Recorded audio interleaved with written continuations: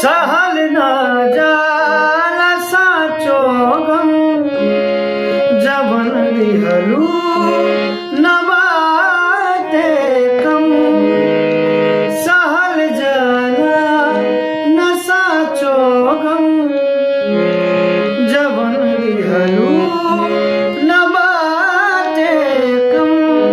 सांस लगत जाई थम याद में निकल न जाए दम।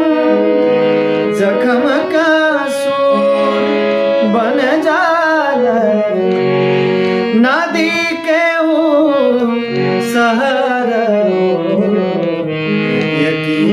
यकीबाज भी मन में मिलन दोबारा हो। बिछड़ के जान तोरा से रोता दिल बेचारा हो। यकीबाज भी मन में